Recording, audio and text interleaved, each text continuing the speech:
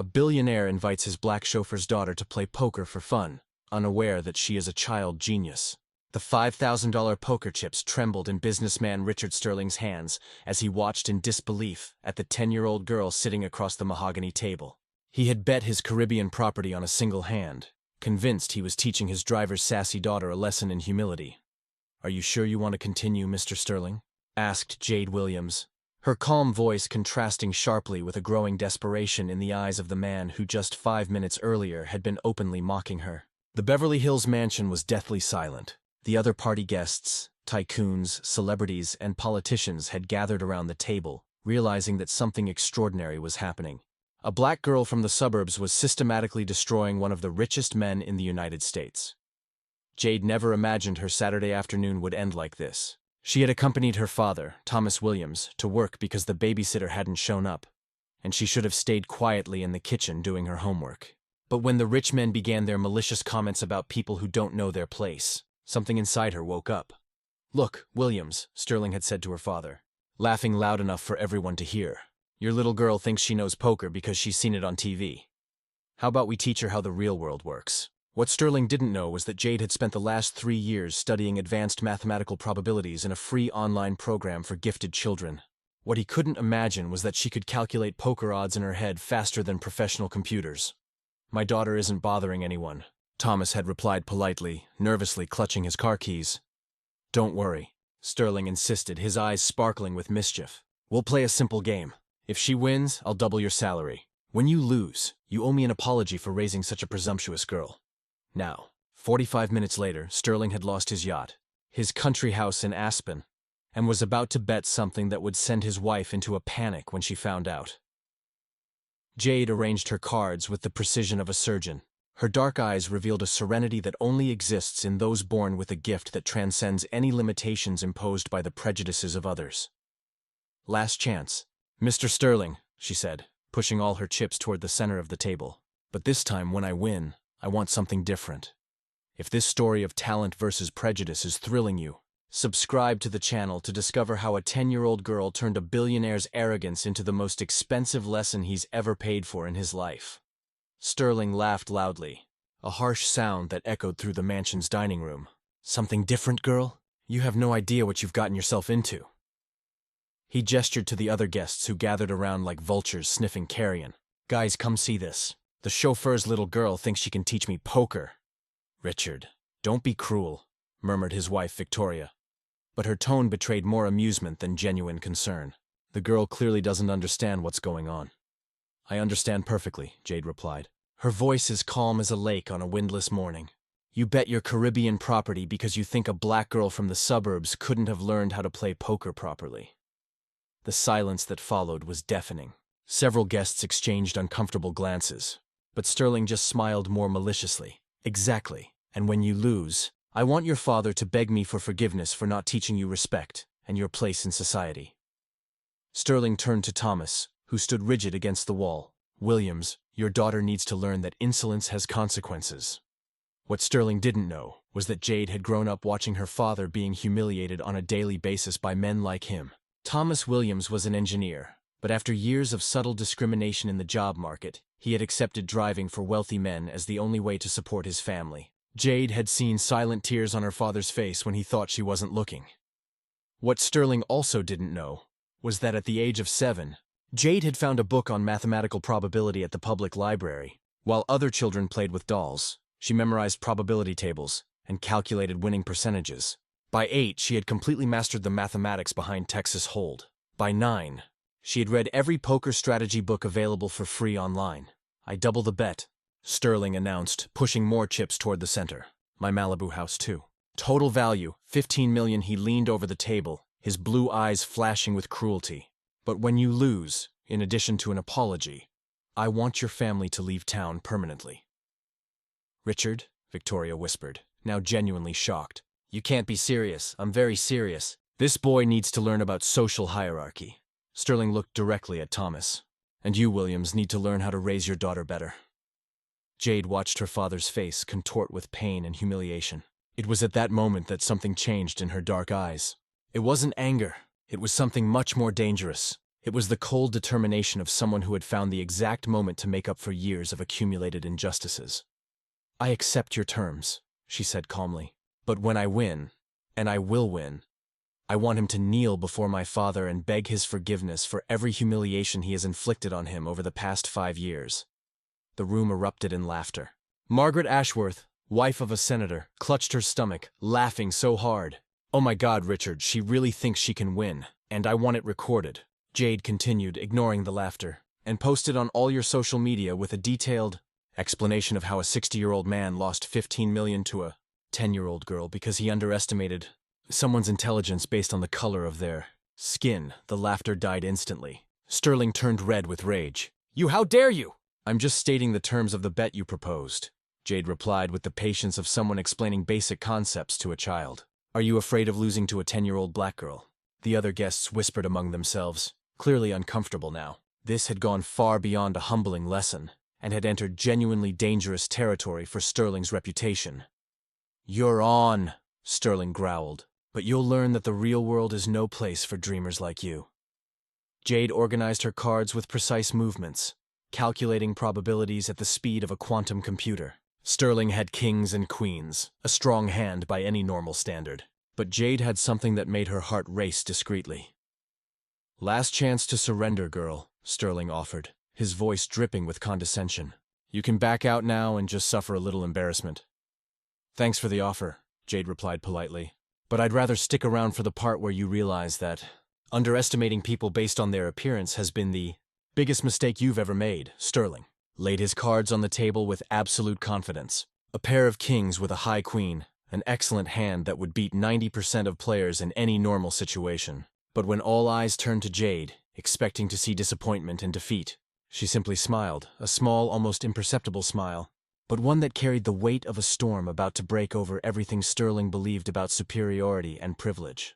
For a moment, when Sterling saw that smile, a twinge of nervousness shot through his chest. But he ignored it, convinced that a girl couldn't have learned to bluff with such sophistication.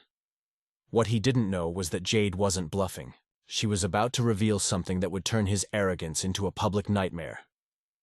Jade turned her cards slowly, one by one, as if revealing a secret she had kept for years. 5 of diamonds, 6 of diamonds, 7 of diamonds, 8 of diamonds, and finally 9 of diamonds, a royal flush that froze Sterling's blood in his veins. The room fell into complete silence. Sterling blinked several times as if his retinas were deceiving him. A straight flush from 5 to 9 of diamonds, one of the rarest hands in poker with a probability of approximately 0.0014%.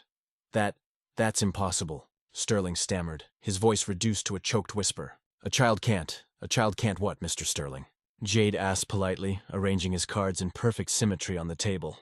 "Can't count cards? Can't calculate probabilities? Or can't he simply be smarter than a rich white man?" Victoria Sterling covered her mouth with her hands, her eyes darting between the cards on the table and her husband's pale face. Margaret Ashworth stopped laughing abruptly, as if she had swallowed her tongue. What no one in that room knew was that Jade had spent the last 3 years doing much more than studying math online. She had discovered something that would forever change her understanding of probability and strategy. But first, she had to reveal how she had gotten there. "Dad," Jade said calmly, not taking her eyes off Sterling, "do you remember that night you came home crying because Mr. Sterling humiliated you in front of the other drivers?" Thomas, who until then had remained silent, leaning against the wall, felt his stomach churn. "Jade, there's no need." "Yes, I do," she insisted, with a firmness in her voice that made everyone in the room pay attention. "You came home and I heard you crying in the bathroom. You were crying because he said that people like us should be grateful for cleaning up the filth of people like him." Sterling tried to interrupt her, but Jade raised her hand with surprising authority for a 10-year-old girl. "That night, while you thought I was asleep, I turned on the computer in the library and started researching you. Mr. Sterling, I found out about your businesses, your properties, your habits." Jade paused, letting the words sink in. "And I found out that you have a particular weakness for gambling, especially when you underestimate your opponents." Sterling's face was now completely red. "You have no idea what you're talking about." "I have every idea," Jade replied. "I found out that in the last 2 years you've lost approximately $3 million in Las Vegas casinos. I found out that your wife knows nothing about these losses. And I found out something even more interesting. You have a very predictable pattern of behavior when you play poker." Jade rose from her chair and walked over to a bookshelf, pulling out a tablet she had hidden behind some books. "Excuse me, Mr. Sterling, but I took the liberty of recording our entire game." The blood drained from Sterling's face. You couldn't have. I can, and I did." Jade tapped the screen and turned the device so everyone could see it. 45 minutes of footage showing a 60-year-old man betting $15 million against a 10-year-old, using explicitly racist language and threatening to drive a family out of town out of sheer arrogance. Victoria looked at her husband with growing horror. "Richard, tell me she's lying," but Jade wasn't finished. "The most interesting thing, Mr. Sterling, is that I've discovered you've been behaving like this for years. You humiliate your employees, you make irresponsible bets, and you always underestimate people you consider inferior." Thomas stepped forward, finally understanding what his daughter had planned. "Jade, how did you remember Dr. Peterson?" "Dad, the college math professor who tutors me online." Jade smiled for the first time since the cat was out of the bag. "I discovered that he specializes in game theory and behavioral analysis. Over the past 6 months, I've studied not only the rules of poker, but specifically the psychological patterns of arrogant players like Mr. Sterling." Dr. Peterson. Thomas vaguely remembered the name. A retired professor who offered free private math lessons to gifted children from disadvantaged families. Jade often mentioned his classes, but Thomas never imagined they included advanced psychological strategy. "Dr. Peterson taught me that men like you, Mr. Sterling, follow very predictable patterns," Jade continued. "You bet big when you feel superior, especially against women and minorities. You make humiliating offers because you believe intimidation is synonymous with power, and you always underestimate the intelligence of those you consider different." Sterling tried to speak, but only muffled sounds came out of his throat. "But most importantly," Jade said, tapping the tablet again, "Dr. Peterson taught me to document. All of our conversations over the past 6 months have been recorded, including the sessions where we analyzed public videos of you playing at charity events.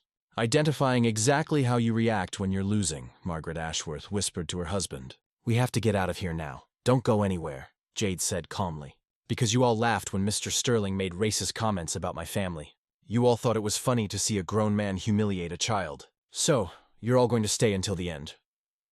Jade returned to the tablet and showed a series of screenshots. "This is my social media account, Mr. Sterling. I have over 50,000 followers, mainly math students and people interested in cases of social prejudice. And this," she tapped a button, "is a live stream that started exactly when our poker game began." The horror in Sterling's eyes was palpable. "Now, you can't. That's blackmail." "It's not blackmail," Jade corrected patiently. "It's documentation of social injustice and discrimination. Exactly the kind of content Dr. Peterson taught me to collect for case studies on systemic bias." Thomas looked at his daughter with a mixture of pride and concern. His little girl had planned this with surgical precision, but the consequences could be enormous. "How many people are watching?" Victoria asked, her voice trembling. Jade looked at the tablet. "Currently, 7,400. And the number is growing rapidly because my followers are sharing it on other platforms." Sterling finally exploded. "Stop this immediately. You have no idea of the consequences. I have lawyers. I have influence. I can destroy your family. With what money, Mr. Sterling?" Jade asked innocently. "Because technically after this game you owe me $15 million. And considering your previous gambling losses, I imagine your liquidity is a little compromised." At that moment, something even more devastating happened. Sterling's phone began to ring insistently. First one call, then 2, then 5 simultaneous calls. "I think it's your investors," Jade observed. "Dr. Peterson explained to me that when men in positions of power are exposed publicly, the financial consequences tend to come very quickly." Sterling answered one of the calls with trembling hands. The voice on the other end was loud enough for everyone to hear. "Richard, what the hell is going on? Half of our clients are canceling contracts after seeing you gamble against a child on a live stream." Jade waited patiently while Sterling tried to explain the situation over the phone, his voice growing increasingly desperate.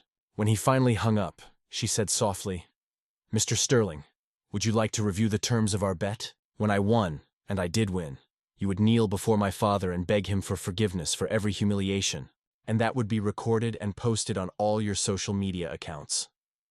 The silence that followed was broken only by the sound of Sterling's phone ringing again and again and again. Under that storm of angry calls and horrified stares, Jade remained as calm as a lake on a windless morning. But anyone who looked into her eyes would notice something that would make even the most powerful, reconsider their entire understanding of underestimating people based on appearances. There was a determination there that had been forged through years of silent injustice and was now finding its voice through the universal language that men like Sterling understood best. Devastating financial consequences and irreversible public humiliation. "Mr. Sterling," Jade said calmly, as her phone rang for the 10th time in a row. "Would you like to honor our bet now, or would you prefer to explain to your investors why you are breaking a public agreement broadcast live?" Sterling looked around like a cornered animal. Victoria had her face hidden in her hands. Margaret had discreetly moved to the far corner. And Thomas watched everything with a mixture of pride and concern for what his daughter had unleashed. "This is crazy," Sterling muttered, but his voice sounded weak and shaky. "You're just a girl, a little girl who just won you $15 million in a legal poker game witnessed by 8 people. And broadcast to." Jade checked the tablet. 23,400 people right now. The phone rang again. Sterling picked it up with trembling hands. "Hello, Richard. It's me, Peterson, from the board of directors. What the hell are you doing?" The phones won't stop ringing. "Clients are canceling contracts. Shareholders are furious." The voice was loud enough for everyone to hear. "I can explain." "Explain what?" "That you gambled company property on a child. That you made racist comments on a public broadcast. Richard, you have 1 hour to resolve this, or the board will vote for your immediate dismissal." Sterling hung up and looked at Jade with pure hatred. "You have no idea what you just did. I'm going to sue you and your family." "I'm going to, with what lawyers?" Jade interrupted politely. "Because I imagine that your financial resources will be a little unavailable after the $15 million is transferred to my account." That's when something devastating happened. Jade's tablet beeped. She looked at the screen and smiled. "Oh, how interesting. Dr. Peterson just sent me an update." Jade showed the screen to Sterling. "Apparently, the Securities and Exchange Commission has launched an investigation into your companies based on our broadcast. Something about irresponsible gambling with corporate funds." Sterling's face turned gray. "That's impossible. They can't. They can. And they are. Look."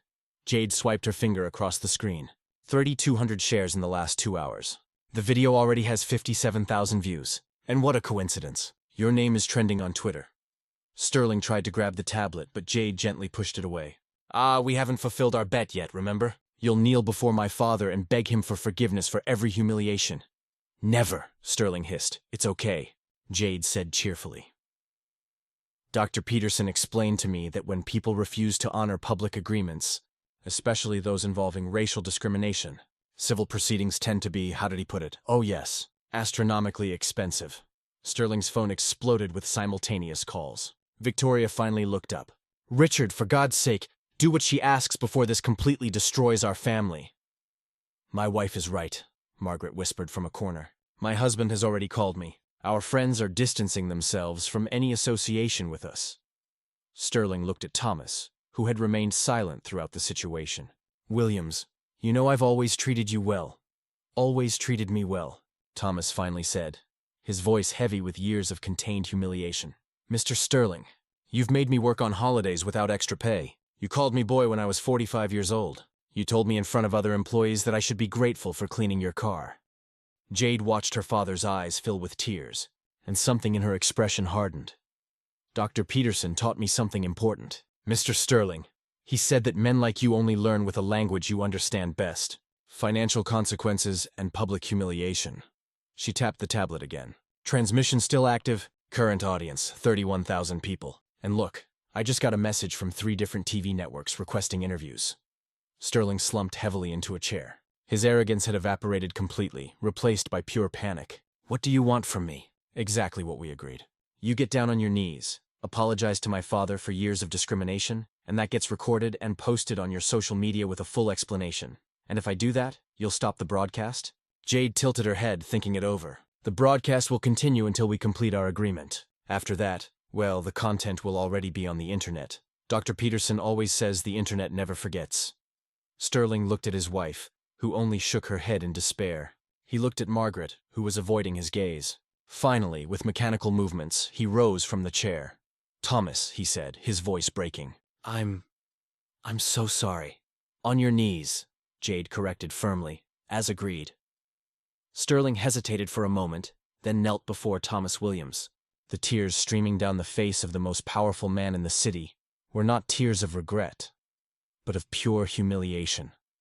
"Thomas Williams, I apologize for treating you with disrespect, for racial discrimination. 4. He paused, sobbing. Continue, Jade said calmly, recording everything on her tablet. For the comments about our family not knowing our place in society. For the public humiliation. For using your position of power to belittle a man better than you.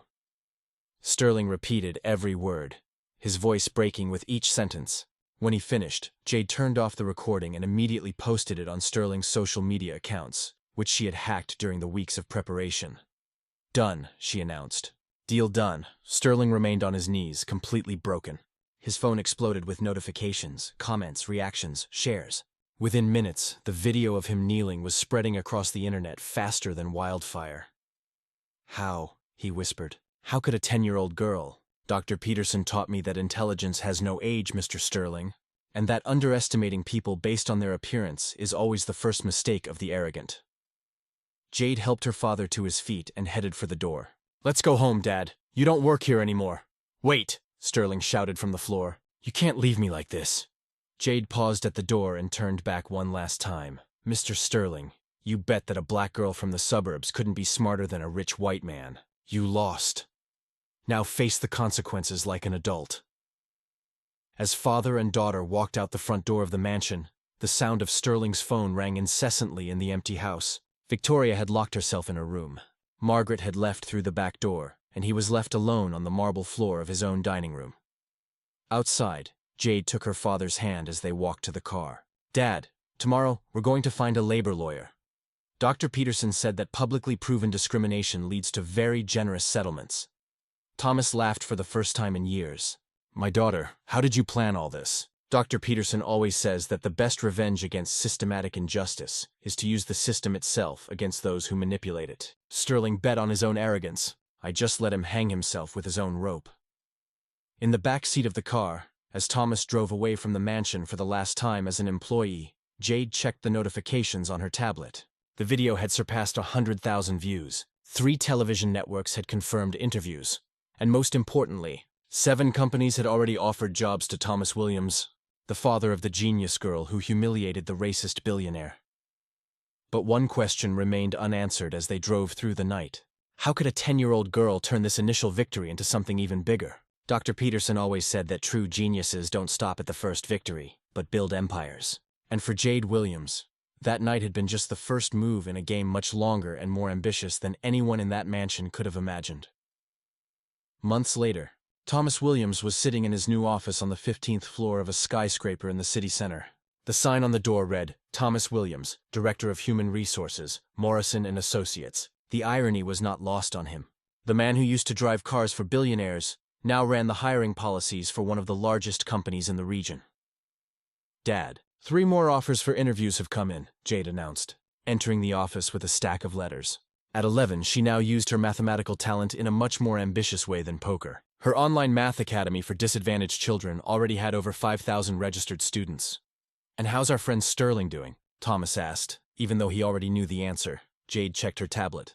He completely ruined himself last week. The mansion was auctioned off.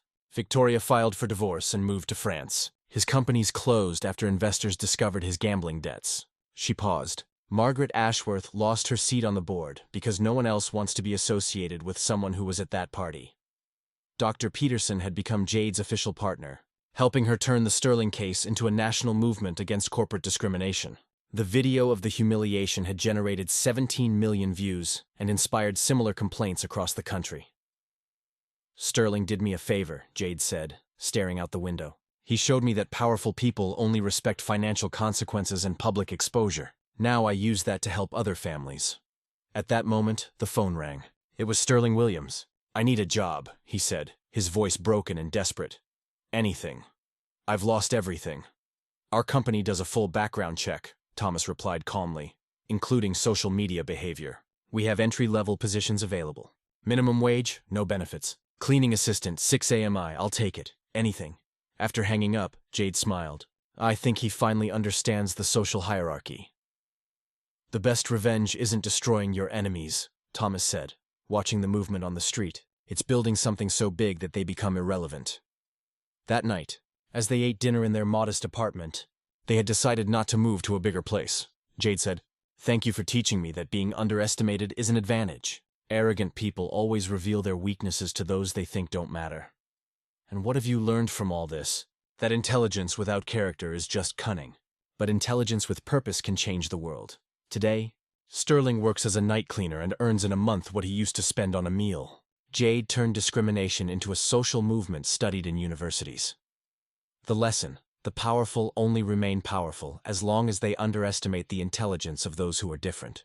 When someone decides to end that dynamic, it doesn't matter how many millions you have. Arrogance will always be your Achilles heel. If you've been inspired by this story of how a girl turned injustice into fuel to achieve extraordinary things, subscribe to the channel to discover more real-life stories.